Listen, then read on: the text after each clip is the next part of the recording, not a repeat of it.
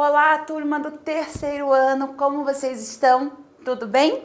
Eu sou a professora Juliana e vamos lá na aula de Ciências, Distribuição dos Seres Vivos na Terra. Vamos começar essa atividade lá na correção da tarefa sugerida na última aula, na ficha de atividades de vocês, que foi da página 83. Os animais representados na cruzadinha podem ser encontrados na América do Sul, continente em que fica o Brasil. Preencha a cruzadinha com os nomes dos animais listados a seguir. Então, o nosso país, o Brasil, fica no continente da América do Sul. Então, esses animais nós podemos encontrar aqui nessa região da América do Sul. Não necessariamente todos aqui no nosso país e nem em todas as regiões do Brasil. Número 1, nós temos a lhama, que está aqui. Número 2, o tatu-bola. A lhama a gente encontra bastante ali na região do Peru, do país do Peru. O tatu-bola também é muito visto aqui no Brasil. Número 2, cadê o número 2? Acho que ele está aqui para baixo. Aqui, número 2, que ele é bem pequenininho. Número 3, a arara, muito conhecida no nosso país, um animal ameaçado de extinção. Número 4, a iguana, também muito visto aqui no Brasil. Cadê a iguana que eu me perdi dela? Número 4. Aqui, em verdinho. Número 4, a iguana. Número 5, o bicho preguiça. Outro animal das florestas que anda muito devagar. Número 6, o tamanduá. Aqui, o tamanduá, come formigas. Número 7, a paca. Aqui a paca. Número 8, o jabuti. Número 9, o tucano. Aqui. E 10, o corvo, certo? Então, é isso. Vamos lá agora para o nosso livro. Nós vamos na página 149 hoje, ok? Vamos lá começar com o título: Floresta Tropical e Floresta Equatorial. Por esse nome, vocês imaginam que é uma região mais quente, mais fria? Pelo que eu falei lá, das zonas do bioma. Temos a zona temperada, com a temperatura mais amena.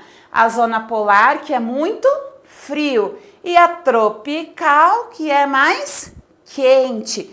E esse nome aqui, equatorial, está relacionado à linha do Equador. E toda aquela região que está lá próxima à linha do Equador é aquela que recebe maior incidência da luz solar e por isso é sempre uma região mais quente. Então, olha lá. A floresta tropical e a floresta equatorial são parecidas. O nome é diferente porque estão em regiões diferentes, mais perto dos trópicos ou mais perto da linha do Equador. Quanto mais próximo à linha do Equador, mais quentes e iluminados são os lugares. Nessas regiões, há muita umidade e grande diversidade de espécies, como na floresta amazônica, que abriga milhares de insetos, aves, rãs, macacos e etc. Então, retomando aqui, quanto mais quente e mais iluminado é o lugar, as regiões lá são muito úmidas e tem uma grande diversidade de espécies. Você que mora perto da região amazônica, já percebeu a quantidade de animais que tem aí na sua região? Já ouviu falar sobre isso? E outras pessoas que moram em regiões que sejam longe da região amazônica? Como que é a questão da biodiversidade aí? As florestas tropicais são úmidas, quentes e ficam próximas ao litoral.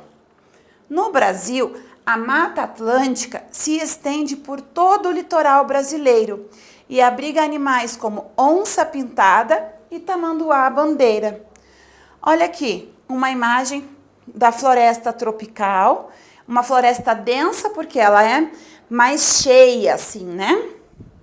Ensolarada, pega muito sol, e úmida porque está próximo da região do mar, então a água do mar deixa a região úmida. E aqui a imagem de uma onça pintada.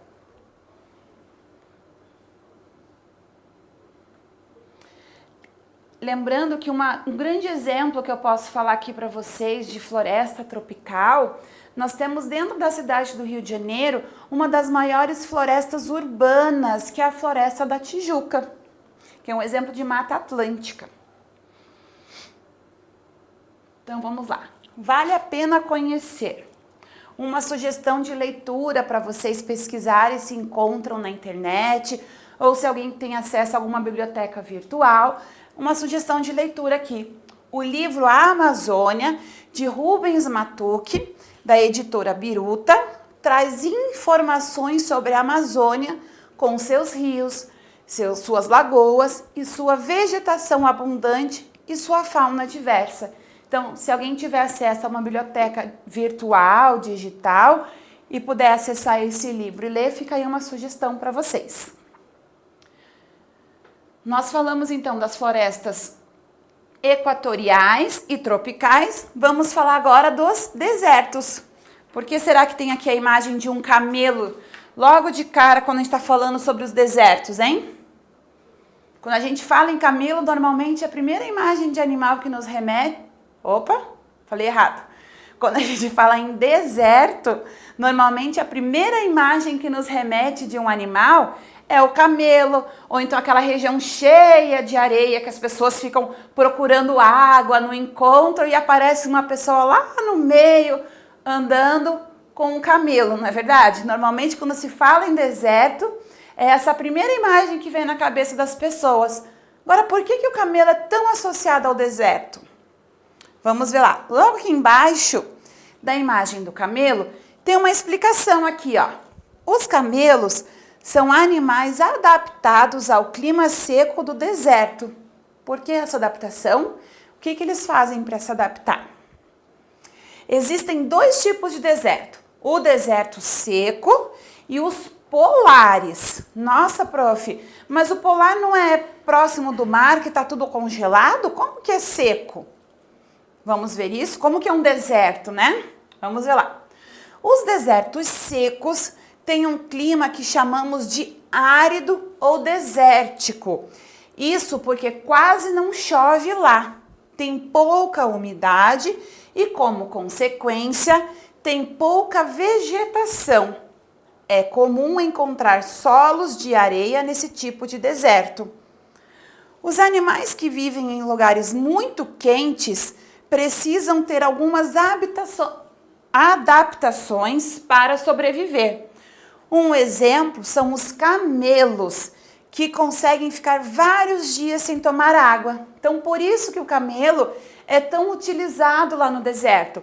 As pessoas conseguem domesticar os camelos, isso quer dizer o quê? Deixar eles mais dóceis, para ter uma boa convivência com o ser humano e assim as pessoas usarem eles para locomoção, transportes, lá nas áreas do deserto, porque o camelo consegue ficar muitos dias sem tomar água. Olha aqui, uma outra curiosidade bem legal de um animal que se adapta no deserto é esse aqui, ó, a gazela. Olha que legal, o que ela faz para conseguir se manter lá no deserto e sobreviver com pouca água? Para suportar o calor no deserto, os animais desenvolvem estratégias. A maioria simplesmente se enterra na areia durante o dia para fugir do calor. No entanto, as gazelas e os camelos são muito grandes para isso. Imagina só um camelo cavar um buraco e se esconder. Quase que impossível, né? A gazela é esse aqui, ó, ela lembra um veado. Cientistas descobriram que uma espécie de gazela que mora no deserto da Arábia Saudita, além de economizar muito mais água da urina do que outras espécies, ela é capaz de uma façanha ainda mais estranha. Quando realmente passa fome e sede, ela encolhe o seu coração e o fígado. Ela faz o fígado e o coração ficar menor, que podem ficar com até metade do tamanho original. Pode parecer absurdo, mas isso é uma forma de economia. Como órgãos menores precisam de menos oxigênio, essa gazela precisa respirar menos, gastando menos água na respiração. Olha só que legal essa curiosidade. Imagina ter o poder de pegar o seu coração, deixar ele menorzinho, metade do tamanho que ele é. E o fígado também. Não consigo nem imaginar como que ela consegue fazer isso. Mas a natureza é muito esperta, né? E ela consegue criar artifícios e adaptações para sobreviver melhor nos lugares. Vamos lá. Virar lá na página 150. Aliás, nós já estamos na 150, né? Vou continuar a leitura aqui, ó. Vamos falar agora sobre os desertos polares. Nós falamos dos desertos secos, agora vamos falar dos desertos polares. Os desertos polares encontram-se nos polos norte e sul. São aqueles extremos achatados aqui, ó. Mais achatados do planeta Terra, ok? Lembrando como a luz do Sol chega ao nosso planeta, é possível perceber que nessas regiões os raios solares são menos diretos. Por isso, o clima é muito frio e há muitas geleiras e pouca vegetação. Contudo, alguns animais se adaptaram a essas características. Entre eles estão os ursos brancos, ou ursos polares, aqui, que só vivem no Polo Norte, e as orcas, que também vivem nas águas geladas do Ártico. Olha lá, eles vivem lá no Polo Norte, na parte de cima, em relação à linha do Equador. E aqui nós temos no Polo Sul, vivem os pinguins e os leões marinhos, tá? Então, na parte de baixo, em relação à linha do Equador.